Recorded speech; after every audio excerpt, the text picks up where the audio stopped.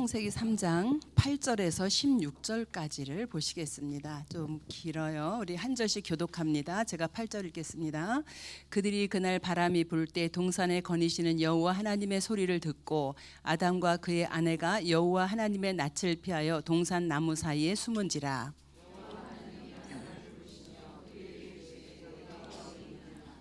이르되 내가 동산에서 하나님의 소리를 듣고 내가 벗었으므로 두려워하여 숨었나이다.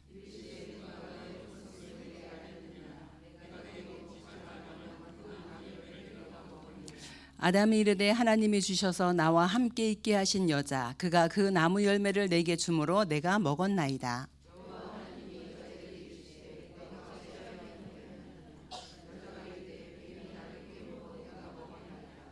여호와 하나님이 뱀에게 이르시되 내가 이같이 하였으니 내가 모든 가축과 들의 모든 짐승보다 더욱 저주를 받아 배로 다니고 살아있는 동안 흙을 먹을지니라.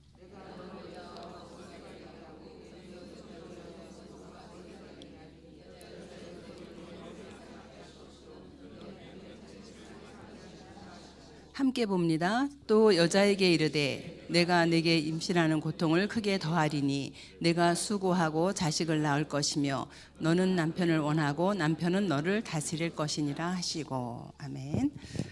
기도합니다. 주님 은혜를 감사합니다. 우리가 그리스도로 말미암아 구원받은 진정한 감사와 감격을 회복하고 누리는 중에 오늘은 현장에서 불신자들이 어떻게 살아가며 그 불신자들을 보고 하나님의 눈물을 회복하는 시간 되게 하시며 그리스도로 답을 주고 일평생 그들의 운명을 바꿔주는 현장이 되어질 수 있도록 주님이 축복하여 주옵소서. 예수 그리스도의 이름으로 기도합니다. 아멘. 오늘은 불신자와 현장 보는 눈입니다.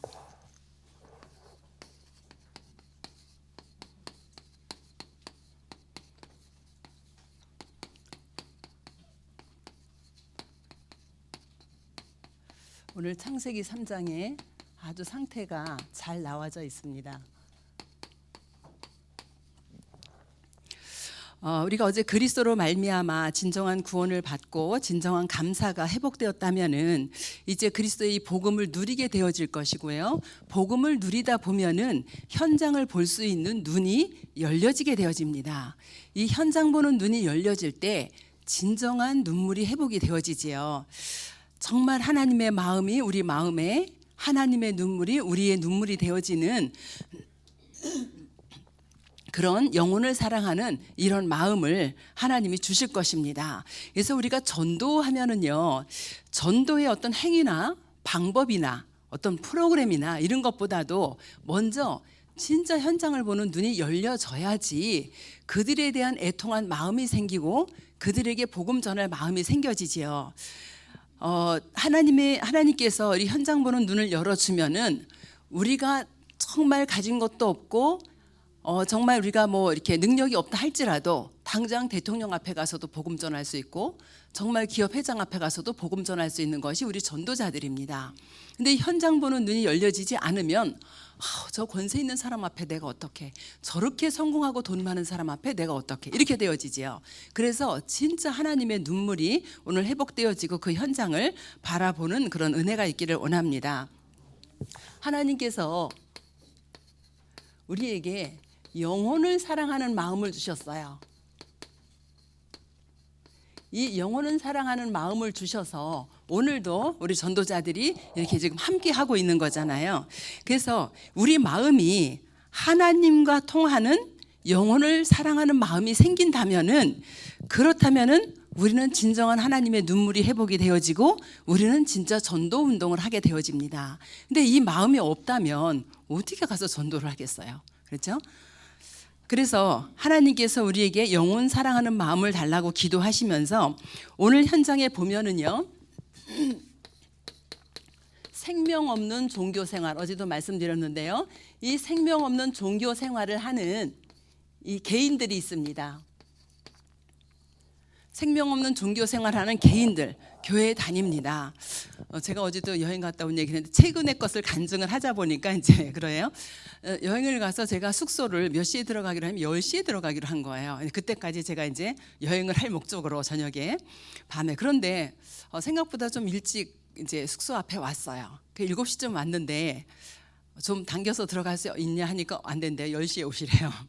그래서 그 근처 이제 카페를 쭉 찾아봤어요. 좀 넓고 사람도 없고 이제 그런 데 찾아봤는데 한 곳이 보여서 들어갔습니다.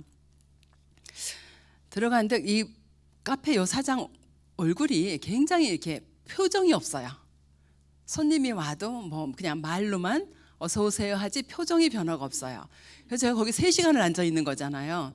3시간을 앉아 있는데 제가 복음을 안 전했어요. 그냥 계속 보고만 있었고, 그리고 이제 나오면서 사장님 제가 내일 여길 또 올 겁니다 그랬어요.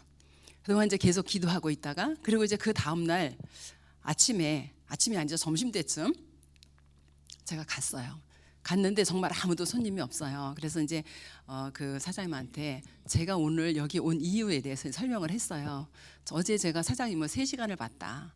그런데 정말 얼굴에 웃음기라고는 찾아볼 수 없었고 정말 평안해 보이지 않으셨다. 그래서 제가 오늘 또 오겠다고 하고 오늘 온 거다 그랬어요.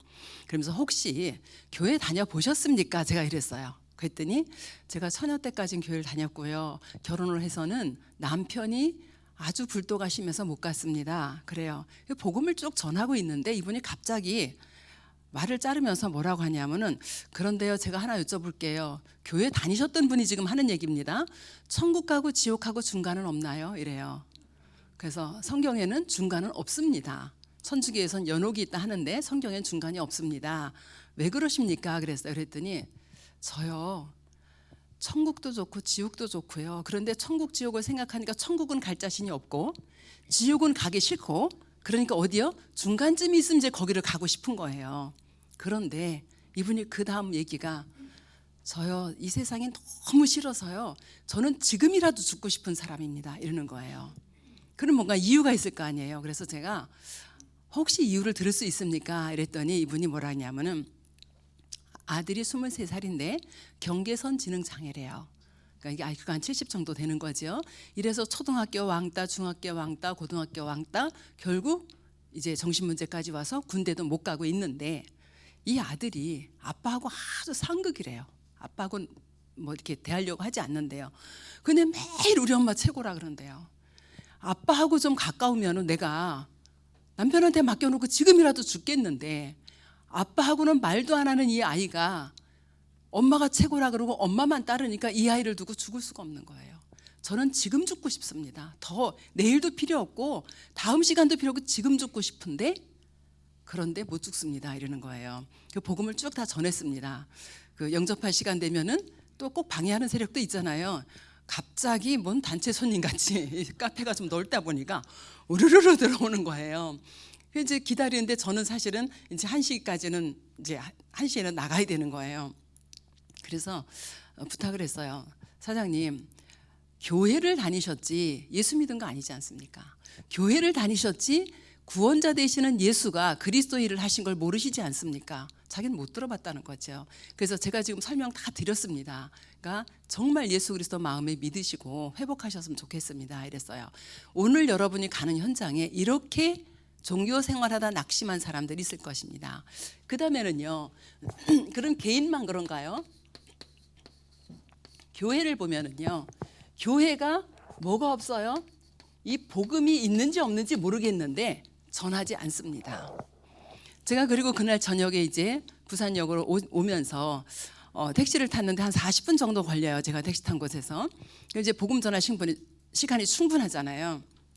이런저런 얘기를 하다가 이제 복음을 쭉 전하게 되어졌어요. 근데 쭉 전하면서 이분이 이제 거의 다 복음을 들었는데 뭐라고 말씀하시냐면요, 저는 교회 못 갑니다 이래요. 그래서 왜 교회를 못 가신다고 생각하십니까? 그랬더니 목사가 날 보고 교회 오지 말라고 했습니다. 그래서 제가 웃으면서, 에이, 그럴 리가 있나요? 어떤 목사님이 성도를 교회 오지 말라고 했겠습니까? 그랬더니 이분이 정색을 하면서, 진짜입니다. 저 그래서 교회 못 갑니다. 그래요. 그러면 왜 교회를 오지 말라고 하셨나요? 그랬더니 아주 가까운 지인이 교회 다니자 그래서 교회를 갔대요. 근데 가서 예배 시간마다 자기가 졸았대요.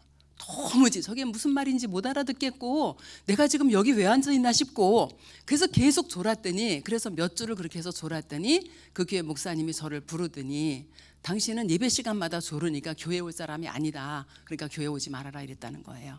이분이 이게 얼마나 가슴에 이게 박혀버렸는지요. 자긴 교회 못 간다는 거예요. 내가 지금 예수님 믿어도 자긴 교회 못 간다는 거예요. 그리고 영접을것까지 안 하셨어요. 그러니까 복음 없는 이 교회의 현실을 그 현장에서 보게 되어집니다. 교회가 복음을 전하지 않으니까 어제도 말씀드린 것처럼 현장에는 질병, 정신병, 무속인, 종교인 굉장히 많이 지금 일어나고 있습니다. 그러면 우리는 지금 여기 모이신 우리 모든 전도자들은 마음이 어때요? 내가 복음을 전하지 않고는 견딜 수 없는 심정으로 오신 거잖아요. 바울이 말한 그 심정으로 지금 우리 전도자들이 여기 모이신 거잖아요. 개인이 멸망받아가고 교회가 복음을 전하지 않아서 사회가 멸망받아가는 이때에 하나님께서 저와 여러분을 부르셨습니다. 그럼 저와 여러분이 오늘도 다시 한번 우리에게 각인되어지고 깊이 생각하고 갈 것이 뭐죠? 원래 인간입니다. 원래 인간은 창세기 1장 27절에 하나님의 형상으로 지음을 받았어요. 그럼 하나님의 형상으로 지음을 받았다는 이건 뭐죠? 하나님의 생기가 내 안에, 생명이 내 안에 온 거죠. 이렇게 처음 지음 받을 때부터 이렇게 지음을 받았어요. 그러니까 하나님의 형상을 가진 존재, 그게 저와 여러분이잖아요. 그러면 하나님의 형상을 가졌다는 거는 뭐예요? 하나님이 함께 할 수 있는 존재. 뭐래요? 하나님 앞에 예배 드릴 수 있는 존재로 하나님이 창조를 하셨어요. 그래서 우리는 행복한 하나님의 자녀, 행복한 전도자입니다. 여기 하나님이 복을 주셨지요. 창세기 1장 28절에 하나님이 복을 주셨는데 어떤 복을 주셨냐? 생육하고 번성하고 충만하고. 자, 생육, 번성, 충만, 이거는요 동물도 하고 식물도 하고 다 동식물에게 다 주어진 축복입니다. 근데 오직 하나님의 이 형상을 가진 우리들에게 주신 축복이 더 있죠. 정복하고, 하나님이 만든 모든 피조 세계를 정복하고 다스릴 수 있는 이런 권세를 우리 하나님의 형상 가진 우리들에게 주신 겁니다. 그런데 이 하나님의 형상을 잃어버리는 중대한 사건이 벌어집니다.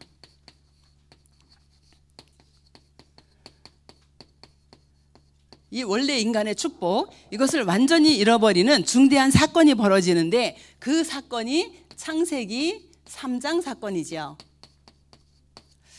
그럼 창세기 3장에 어떤 일이 일어났냐? 인류의 첫사람 아담과 하와에게, 그죠? 모든 축복을 다 누릴 수 있도록 인간의 대표로 세운 이 아담과 하와에게 문제가 들어왔어요. 어떤 문제가요? 뱀이 찾아왔습니다. 뱀이 찾아와서 뭐라 그래요? 하나님이 동산에 있는 모든 나무의 실과를 먹지 말라고 하더냐? 그러니까 뭐라 그러죠? 아니, 그게 아니고 선악과만 먹지 말라 그랬는데 그거 먹으면 우리는 죽을지도 몰라. 하나님은 분명히 말씀하셨어요. 선악과를 먹는 날에는 너희는 반드시 죽으리라. 하나님의 말씀을 완전히 변경했어요. 죽을지도 몰라. 이렇게 합니다. 이렇게 할 때에 하나님을 대적하다가 타락한 이 사단이 누구를 공격해요? 아담과 하와, 인간의 대표 첫사람을 공격을 합니다. 그렇게 하니까 이 사탄의 유혹을 받아서, 사탄의 유혹을 받았어요. 어떻게 해요? 아, 저거 선악과 먹으면 내가 하나님이 되는구나. 이렇게 유혹을 받게 되어진 겁니다. 이 사탄의 유혹을 받았는데, 사탄의 유혹을 받고 선악과를 따먹고 나니까 죄를 지었는데 이 죄가 불신앙의 죄입니다. 하나님의 말씀을 믿지 않은 불신앙의 죄를 지었어요. 그 결과로 하나님을 떠나게 되어지는 거죠. 이거를 늘 듣던 근본 문제, 그렇지, 이렇게 들으시면 오늘도 현장 가서 아이 그래, 저 근본 문제에 빠져있는 사람들이야, 이렇게 되어집니다. 어떻게 돼요? 사탄의 유혹을 받아가지고 영적인 이 신분이 바뀌었어요. 누구로요? 하나님과 함께하고 하나님을 예배해야 되는 존재가 마귀의 자녀로 신분이 바뀌어버립니다. 그럼 신분이 바뀐 그 순간에 어디에 갇히죠? 완전히 지옥 배경에 갇혀버립니다. 지옥 배경에 갇혀서 평안함, 안식, 행복 전혀 없는 인간으로 완전히 바뀌어버렸어요. 이 불신앙의 죄 때문에 여러분들이 성경 구절을 다 알고 계셔서 제가 성경 구절을 지금 안 쓰고 있는데요. 불신앙의 죄 때문에 뭐가 들어왔어요? 저주가 들어오고 재앙이 들어옵니다. 영적으로 지금 사망 상태에 빠져서 하나님이 주신 이 모든 축복을 다 잃어버렸어요. 뭐를 잃어버리니까요? 하나님의 형상 잃어버리니까 하나님이 주신 모든 축복을 다 잃어버렸습니다. 이렇게 살아가면서 영은 어떻게 되죠? 죽은 영이 돼버렸어요. 하나님을 떠나서 완전히 죽어버린 이런 상태가 되어버렸습니다. 모든 문제의 시작이 여기에서 왔어요. 어떻게 해요? 개인에게 이 문제를 가진 개인이 문제 가운데 빠졌고 이 문제를 가진 개인이 만나서 가정을 이루죠. 이 양쪽의 가문의 문제가 이 가정에 다 들어오게 됩니다. 가문의 영적 문제가 완전히 어디에요? 자녀에게 대물림되어집니다. 그런데 이거를요 막을 수가 없어요. 가문의 문제가 그대로 전달이 되어져요. 이래서 진짜 가정에 들어가 보면은 어마어마한 문제들이 많아요. 정신병도 있고 중독도 있고 자살이 대물림되는 가정도 있습니다. 가인과 아벨을 보세요. 아담과 하와의 이 영적인 문제가 가인과 아벨에게 그대로 내려갑니다. 그래서 결국은 가인이 살인자까지 되어지는 이런 문제가 일어나게 되어지죠. 이런 가정들이 모여서 이룬 것이 사회잖아요. 이런 가정들이 모여서 사회를 이뤘는데 완전히 네피림 시대를 맞아버렸고 바벨탑 시대를 맞아버리게 되어집니다. 그러면요 이게 사회가 모여서 뭐가 됐어요? 민족이 되어지잖아요. 민족이 되어지고 이것이 세계로 나가게 되어지지요. 그래서 전 세계가 지금 정신병동 시대가 돼버렸고 전 시대가 폭력, 자살, 중독으로 이렇게 휩쓸려 가게 되어져 있습니다. 그러면 이런 현장을 보고 우리 오늘 성경에서 성경을 좀 자세히 한번 보겠습니다. 창세기 3장 다시 좀 한번 펴보시고요. 8절을 보면은요. 그들이 그날 바람이 불 때 동산에 거니시는 여호와 하나님의 소리를 듣고 아담과 그의 아내가 여호와의 낯을 피하여 동산 사이에 숨은지라. 아니 여호와의 낯을 피하여 동산 사이에 숨은지라 그랬어요. 그러면 여호와 하나님이 아담과 하와가 어디 있는지 모르는 것이 아니에요. 여러분 우리가 뭔가 실수하고 잘못해서 숨었다고 생각해 보세요. 마음이 어때요? 불안하죠. 이때부터 모든 불안, 염려, 근심, 걱정 다 들어옵니다. 하나님 앞에 들킬까 봐 지금 너무너무 불안해서 나무 사이에 숨었어요. 전능하신 하나님이, 창조주 하나님이 이걸 모르실까요? 그런데 9절에 보니까 이르되 내가 동산에서 하나님의 9절에 여호와 하나님이 아담을 부르시며 그에게 이르시되 내가 어디 있느냐. 아담이 어디 숨었는지 몰라서 부르시는 건가요? 그게 아니에요. 하나님의 형상 가졌던 네 영적인 존재가, 네 영적인 현주소가 지금 어디 있느냐 이걸 물으시는 겁니다. 그죠? 하나님 떠나 있는 영적 현주소를 물으시는 거예요. 10절에 보면은요. 이르되 내가 동산에서 하나님의 소리를 듣고 내가 벗었으므로 두려워하여 숨었나이다. 하나님과 함께 예배하고 찬양하고 경배했던 존재가 하나님을 떠나고 나니까 두려움이 들어왔어요. 그래서 두려워하여 숨었다. 불안, 염려, 두려움 모든 문제 하나님 떠나자마자 다 들어왔습니다. 또 10절 12절에 보면은요. 11절 12절에 보면은 이르시되 누가 너의 벗었음을 내게 알게 하였느냐. 내가 내게 먹지 말라 명한 그 나무의 열매를 내가 먹었느냐. 그러니까 아담이 뭐라 그래요? 하나님이 주셔서 나와 함께 있게 하신 여자 그가 그 열매를 내게 주므로 내가 먹었나이다. 완전히 지금 핑계를 대는데 하나님은 이 핑계 대는 거를 모르시고 지금 물으시는 게 아니에요. 이 영적 하나님을 떠나게 만든 그 존재가 누구인지를 지금 역추적해서 질문해서 들어가는 겁니다. 그러니까 하와는 또 뭐라 그래요? 13절 하반절에 보니까 여자가 이르되 뱀이 나를 꿰물어 내가 먹었나이다. 또 이제 또 핑계 대지요. 그런데요. 14절에 보면은요. 여호와 하나님이 뱀에겐 묻지 않지요. 여호와 하나님이 뱀에게 이르시되 내가 이렇게 하였으니 내가 모든 가축과 들의 모든 짐승보다 더욱 저주를 받아 배로 다니고 살아있는 동안에 흙을 먹을지니라. 뱀에게는요. 너 왜 하와를 꼬셔서 선악과 먹게 했냐? 안 물었어요. 바로 그냥 저주해 버리십니다. 바로 저주해 버리시고 그리고 살아날 길 복음을 바로 주십니다. 창세기 3장 15절에 내가 너로 여자가 원수가 되어, 이거 지금 뱀에게 선포하는 겁니다. 우리에게는 언약이 되어지는데요. 내 후손도 여자의 후손과 원수가 되게 하리니 여자의 후손은 내 머리를 상하게 할 것이요 너는 그의 발꿈치를 상하게 할 것이니라 하시고, 사단의 권세를 완전히 박살내고 이겨버린다고 이 권세를 우리에게 주시겠다라고 약속하시는 겁니다. 16절 보면은 또 여자에게 이르되 내가 내게 임신하는 고통을 더하리니, 고통이 들어오지요. 내가 수고하고 자식을 낳을 것이며 너는 남편을 원하고 남편은 너를 다스릴 것이니라. 이때부터요 가정에 문제가 들어옵니다.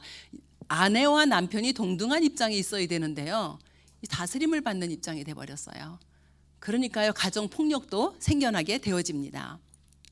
17절에 아담에게 이르시되 내가 내 아내의 말을 듣고 내가 내게 먹지 말라 한 나무의 열매를 먹었은즉 땅은 너로 말미암아 저주를 받고 너는 내 평생에 수고하여야 그 소산을 먹으리라. 19절까지 쭉 보면요, 이제 여기서 뭐 집착도 나오고 폭력도 나오고 가정 문제 전부 다 나옵니다. 그래서 이 가정 문제가 어디까지 가죠? 창세기 4장 5절에 가인과 아벨이 예배를 드렸는데 가인의 예물을 받지 않은 것으로 말미암아 5절에 보니까 몹시 분하여 안색이 변하니. 분노를 참지 못하는 사람 현장에 너무 많이 있습니다. 분노를 참지 못해서 살인까지 하는 사람도 있잖아요. 언제 들어왔어요? 이때에 하나님 떠나자마자. 그죠? 그래서 결국은 이 분노를 참지 못하고 가인이 아벨을 죽이는 사건이 일어납니다. 하나님을 떠나자마자 이렇게 축복받은 인간이 이 중대한 사건이 이뤄진 모든 현장에서 10,000가지 문제가 다 들어왔습니다. 그러면 이걸 우리가 정리를 해서 불신자들이 지금 어떻게 살아가는지 한번 보겠습니다. 우리는 너무 잘 아는 이 불신자 상태입니다. 불신자 상태에 있는 모든 사람들은요 절대 빠져나올 수 없습니다. 절대 불가능한 현장에 있는 거예요. 아이고 그래도 뭐 잘 살고 노력하고 열심히 하면 나오겠지? 아니에요. 절대 불가능의 상태에 빠져 있습니다. 그래서 우리가 그들에게 복음 전할 이유가 되어지는 거지요. 자, 하나님을 떠나고 나니까 영적인 존재이기 때문에 뭐가 들어왔어요? 영적인 문제가 들어옵니다. 그 영적인 문제가 들어왔는데, 자, 영적 문제 뭡니까? 하나님을 떠난 자체가 영적 문제예요. 하나님께 예배하고 함께하는 이 존재가, 하나님을 떠난 그 자체가 영적 문제입니다. 사탄에게 잡혀버린 자체가 영적인 문제예요. 그렇죠? 원죄, 지옥 배경으로 살아가는 이 자체가 영적 문제입니다. 그러면 이 영적 문제는요, 이 근본 문제를 바꾸지 않으면 절대로 해결이 안 되죠. 그래서 여러분이 현장에서 영적으로 시달리는 사람을 볼 때에 뭐를 먼저 봐야 돼요? 근본 문제를 먼저 보셔야 됩니다. 아, 이 근본 문제 때문에 지금 영적 문제에 빠져 있구나. 이 사실을 여러분이 보셔야 돼요. 그러면 근본적인 영적 문제 때문에 드러난 문제가 있잖아요. 근데 드러난 문제만 자꾸 보면은 치유를 할 수가 없습니다. 그래서 어떻게 해요? 영적인 문제를 보고 근본적인 영적인 문제를 봐야지 답을 줄 수가 있어요. 아, 저 사람 정신 돌았구나. 아우, 저 사람 알코올 중독이구나. 저 사람 마약 중독이구나. 아우, 저 아이가 게임 중독에 걸렸구나. 이거 봐가지고는요 고쳐줄 수가 없는 거예요. 야, 저 아이가 진짜 하나님의 형상을 회복하지 않으면 저 문제에서 빠져나올 수 없구나. 이렇게 보아져야지 그들을 고칠 수가 있습니다. 그다음에 두 번째는 마음의 병, 정신의 병.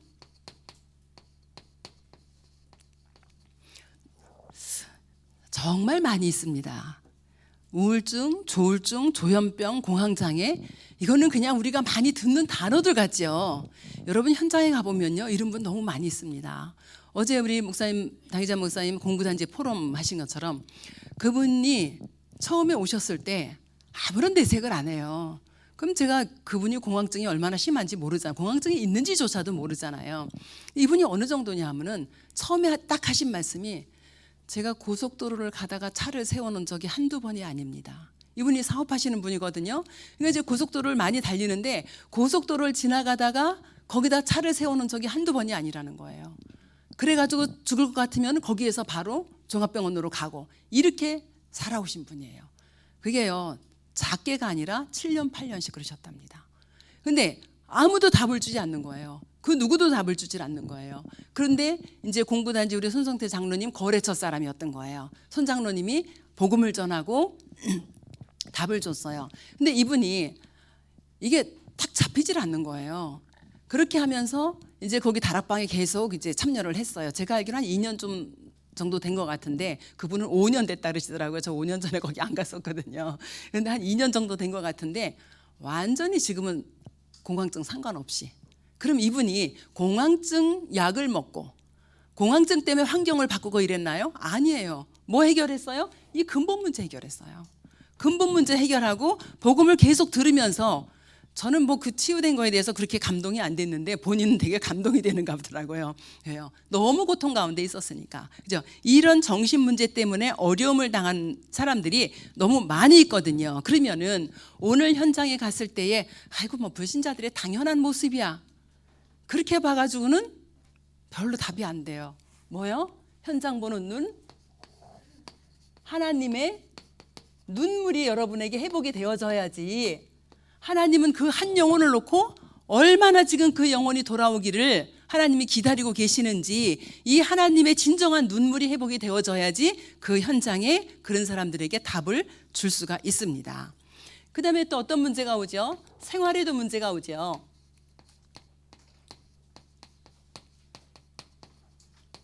생활에도 문제가 오는데 생활 속에 정말 이게 생활이 정상적으로 안 되는 사람 너무 많이 있어요. 교회 안에도 많이 있습니다. 제가 아는 어떤 다락방 하는 교회에 있는 집사님이세요. 그런데 이 집사님은 아이가 둘이 있어요. 이제 초등학교 1학년, 그 다음에 6살 아이가 있는데 이분이 우울증이 너무 심해서 아침에 못 일어나요. 한 1시쯤 전화하면은 그때 겨우 정신 차려서 이제 전화를 받을 똥말똥이에요. 그럼 이 아이들을 학교를 보내야 되잖아요. 아이들을 학교를 보내야 되고 어린이집을 보내야 되는데 이걸 하기가 너무너무 힘이 드는 거예요.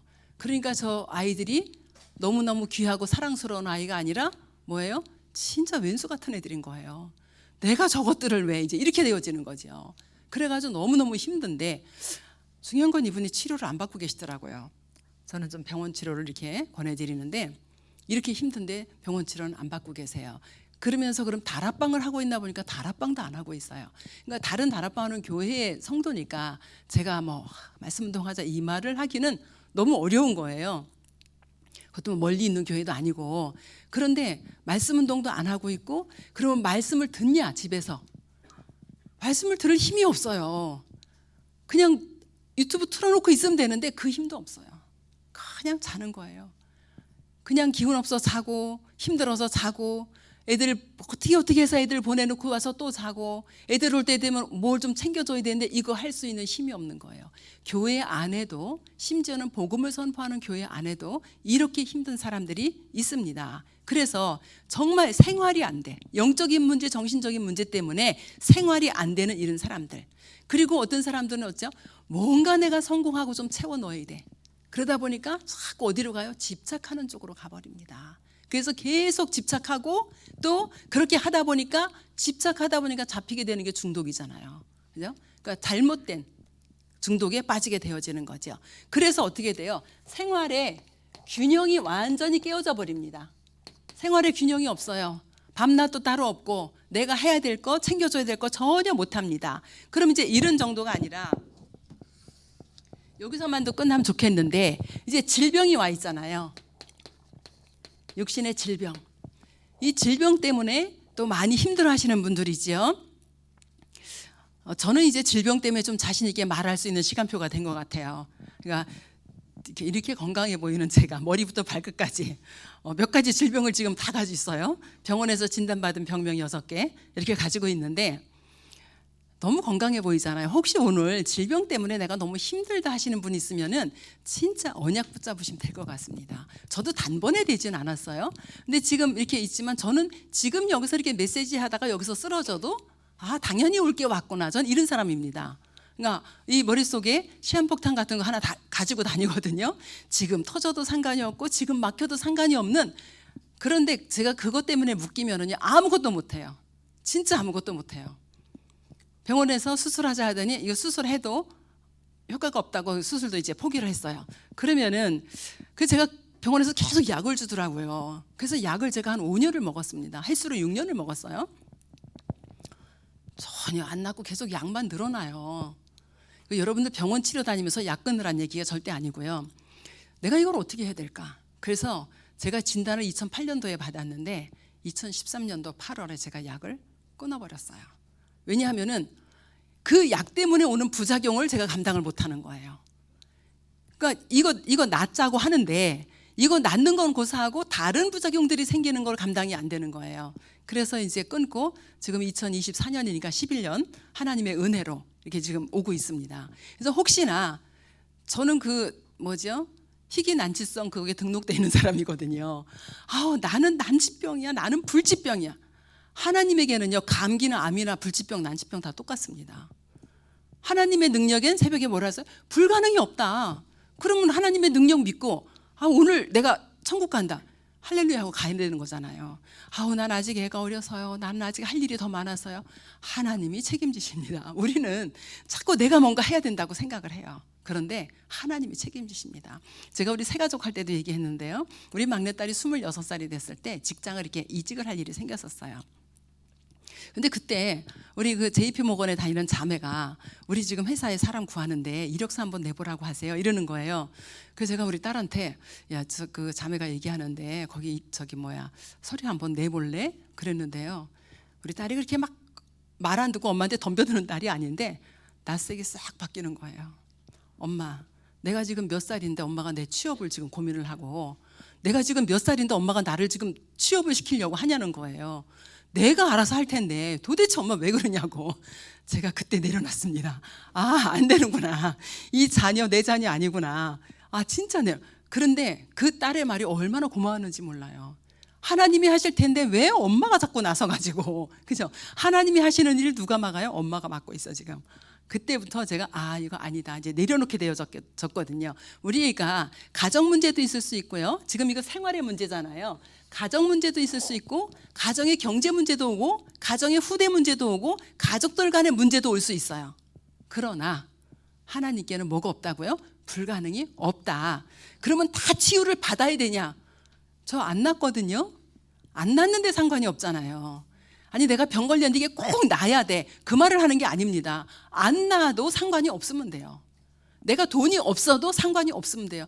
돈 없는데 어떻게 상관이 없어요. 제가 가장 어려웠을 때 얘기를 누구한테도 안 했는데 우리 김은희 전도사한테 한번 했어요.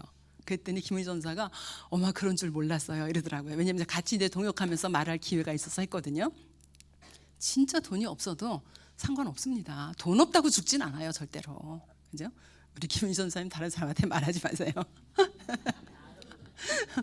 돈 없다고 죽지 않거든요. 근데 우리는 자꾸 이런 것 때문에 내가 무슨 나에게 큰 문제가 올 것 같고 염려가 될 것 같고 막 이렇게 되어지거든요. 절대 그렇지 않습니다. 하나님은 살아 계십니다. 그죠?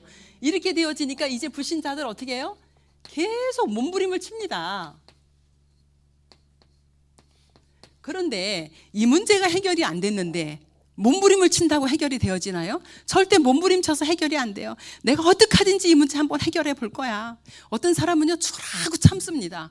죽으라고 참았다 어느 날 폭발하면 더 무서워요. 그러니까 여러분 참지 마세요. 참지 말고 구원의 축복을 누려야지 되는 거지. 내가 참으면 분노가 차곡차곡 쌓였다가 어느 날 한번 폭발하면 막을 수가 없는 거예요. 그래서 참는 것도 은혜는 아닌 것 같아요. 그러면 또 어떤 사람 어떻게 해요?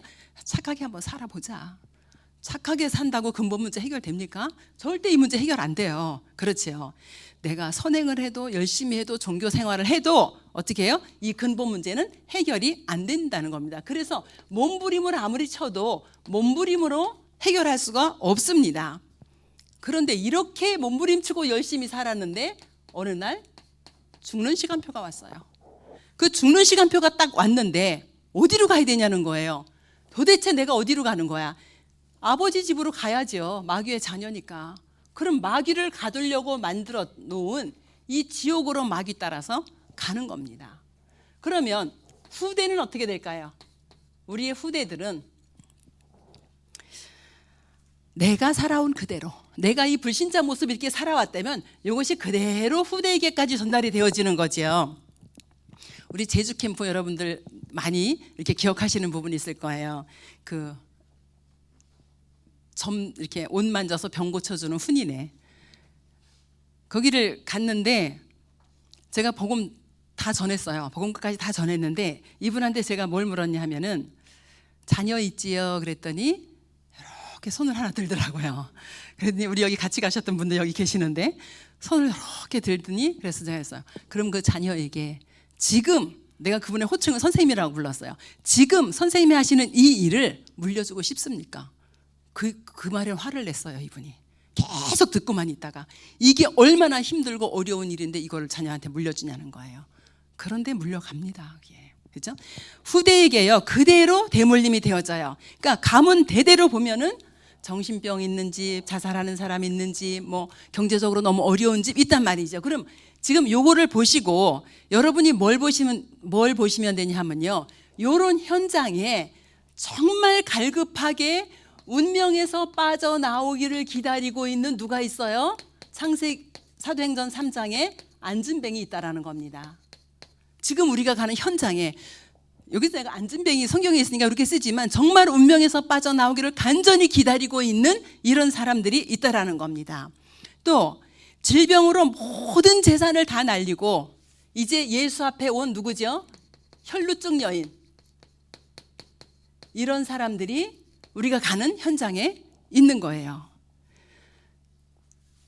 너무 성공했어요. 너무 성공했는데 문둥병 때문에 힘들어하고 고통받고 있는 나만 같은 사람들이 기다리고 있습니다. 숨기고 있는 거죠, 이런 성공한 사람들은. 그러면 하나님의 계획은 뭘까요? 하나님의 계획은 진짜 여러분이 하나님의 눈물을 가지고 그 현장에 가서 이들에게 예수가 그리스도 되심의 이 복음을 전달하는 겁니다. 그래서 우리가 많은 열매가 일어나면 너무 좋겠지요. 근데 많은 열매가 없다 할지라도 생각해 보세요.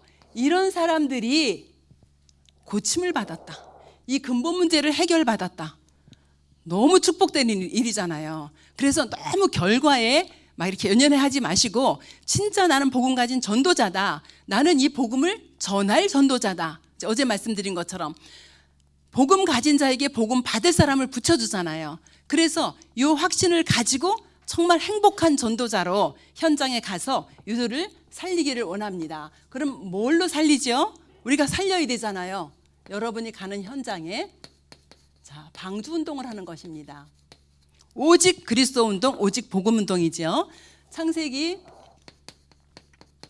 6장 14절 우리 개인을 위해서, 18절 우리 자녀를 위해서, 20절 모든 생명을 구원하기 위해서 우리가 방주 운동을 합니다. 또 베드로전서 2장 9절 보면은요,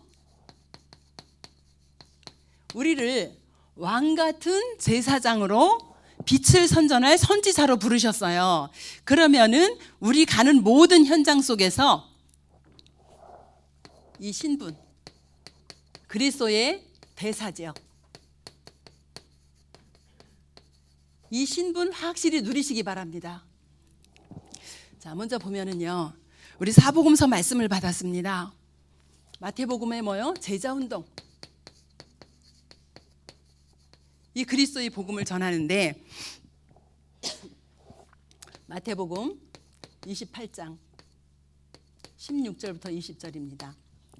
그 내용을 설명하려고 하는 게 아니고요. 여기 하나 좀 제가 빠뜨렸네요. 자, 방주 운동을 지금 누가 하고 있어요? 노아가 하고 있죠.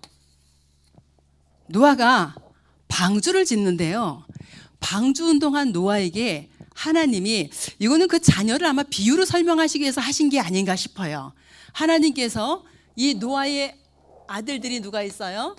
셈이 있고 야벳이 있고 함이 있잖아요.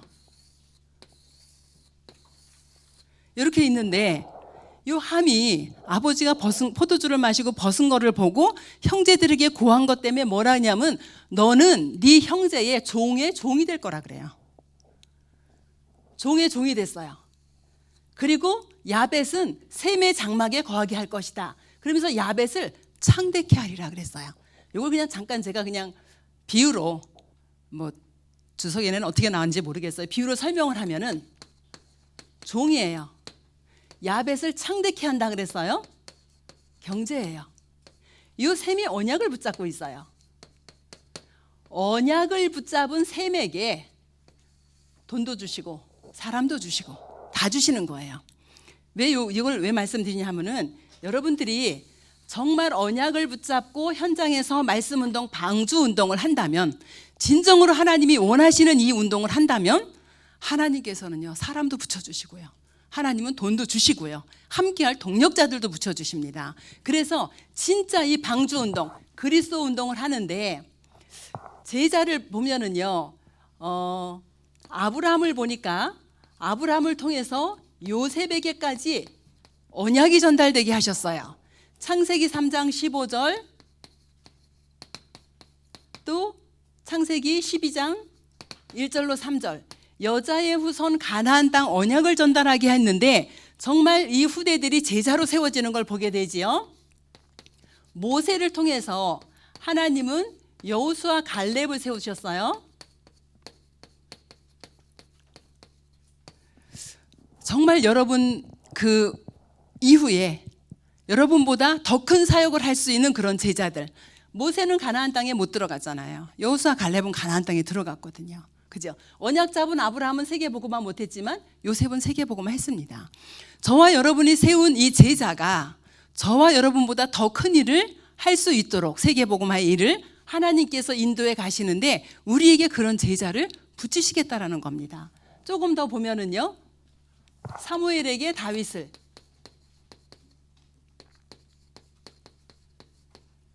또 바울에게 로마서 16장과 디모데 같은 이런 일꾼들을, 이런 제자를 붙여주신 거예요.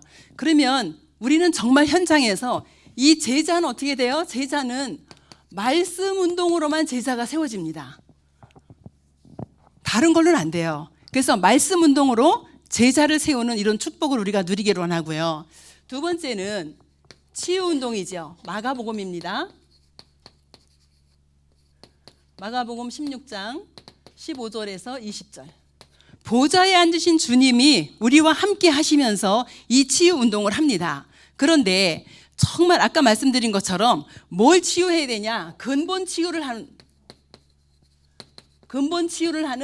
이 복음 운동이 현장에서 일어나야지 치유가 되어집니다. 그래서 오늘도 현장에 가면 이런 분들 많이 있을 겁니다. 여기에도 때때로는 나는 너무 이렇게 육신이 연약한 가운데 있어, 이런 분도 계실 수 있습니다. 그러나 하나님께서는 근본 치유된 우리들을 하나님이 사용하십니다. 그죠? 불치병, 난치병 어려워하지 마세요. 우리 여기 계시는데 전도자 한 분, 이렇게 동생이 암이 생긴 거예요. 그런데 이제 치료를 받으려 검사를 다 해보니까 이 전체에 암이 다 전이가 된 거예요. 그러면 죽을까요? 저는 죽어도 살아도 상관이 없다고 생각이 돼요. 그래서 제가 가서 복음을 전하고 이분이 영접을 하셨는데, 제가 이분에게 그냥 힘을 주려고 한 것이 아니라 하나님 앞에 기도해라. 나는 산업 현장에 가서, 우리 동편 지역에도 산업 현장 다락방 가거든요. 가서 뭘 하냐면 제가 딱 갔는데 어떤 분이 이제 5만 원짜리 물건을 하나 딱 사가지고 가셨어요. 그래서 제가 하나님, 이 현장에서 저 5만 원짜리 물건이 최소한 10개만 팔리게 해주세요. 그랬어요. 속으로 제가 그렇게 기도를 했어요. 그리고 이제 손님이 간다면 제가 그 얘기를 했어요. 그랬더니 그럼 너무 좋지요. 그래서 내가 돈 벌게 해달라고 기도해라. 아니, 이 사업장 가지고 뭐 할 거냐? 사업장 가지고 캠프를 올 거냐? 사업장 가지고 어디 선교를 나갈 거냐? 지금 당신이 할 수 있는 거는 돈 버는 것밖에 할 게 없다. 그 돈 벌어가지고 전도 선교해라. 제가 그랬거든요. 그래서 그 얘기를 제가 그분에게 하면서 뭐라 그랬냐면, 무조건 기도하세요. 예수 그리스도 이름으로 하나님 나 낫게 해주세요. 내가 증인으로 설 수 있게 해주세요. 지금 아파 죽겠는데 뭐 기도하겠어요, 이분이. 그죠? 낫게 해주세요. 하나님 나 고쳐주세요. 그거 기도해라.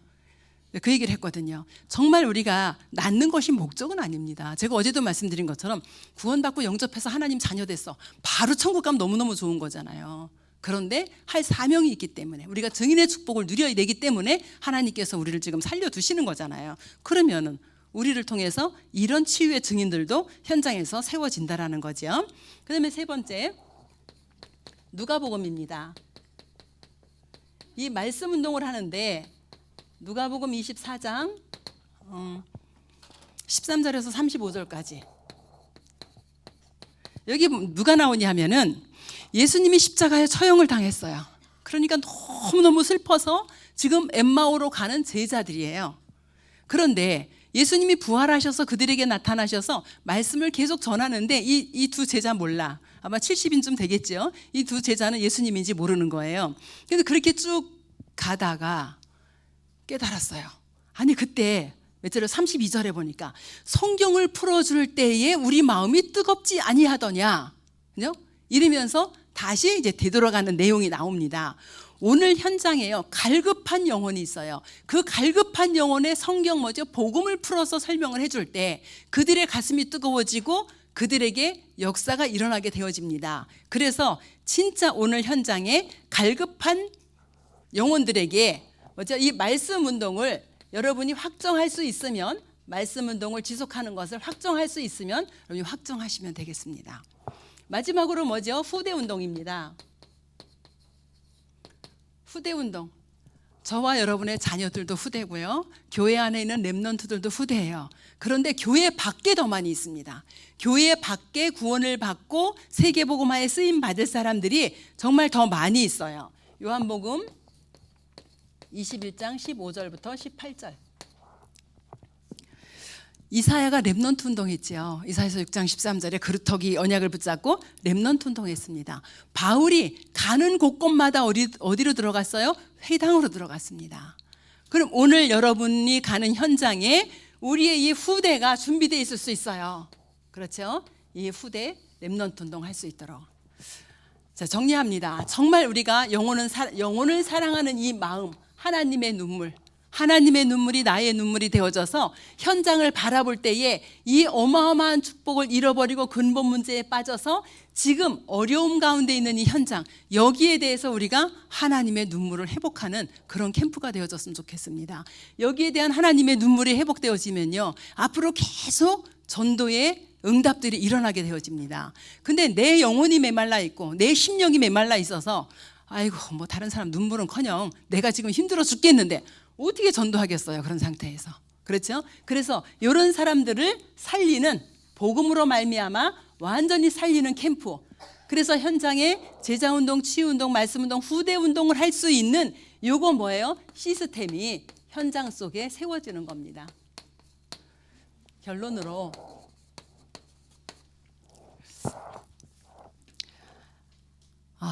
운명에서 빠져나와서 하나님께로 돌아오는 길, 그리스도, 영원한 생명 대신 예수 그리스도를 선포하는데 오늘도 결론은 뭐예요? 그리스도입니다. 이 그리스도를 선포하는 여러분이 가신 모든 현장 속에 어떻게 해요? 영원한 생명을 얻고, 영원한 생명을 얻으니까 그 신분이 뭐가 되죠? 하나님의 자녀가 되는 이런 일이 오늘 현장에 일어나기를 원합니다. 또 영원한 하나님의 나라가 임하면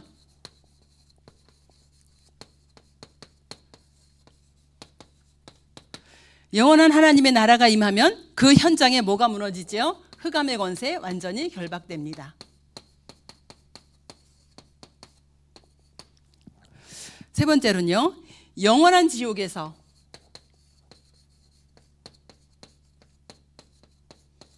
어디로요? 영원한 천국으로 가는 길. 자, 우리를 그리스도의 대사로 부르셨다 그랬어요. 오늘도 여러분이 가는 현장에 영원한 생명을 얻게 하는 참 제사장 되신 그리스도의 축복을 우리가 대사로 누리고요, 영원한 하나님 나라를 이루고 흑암 세력을 결박하는 참 왕의 이 축복을 우리가 대사로 누리고요, 영원한 지옥에서 영원한 천국으로 갈 수 있는 참 선지자의 축복을 우리가 그리스도의 대사로 현장에서 누리는 최고의 응답을 받으시기를 주의 이름으로 축원합니다.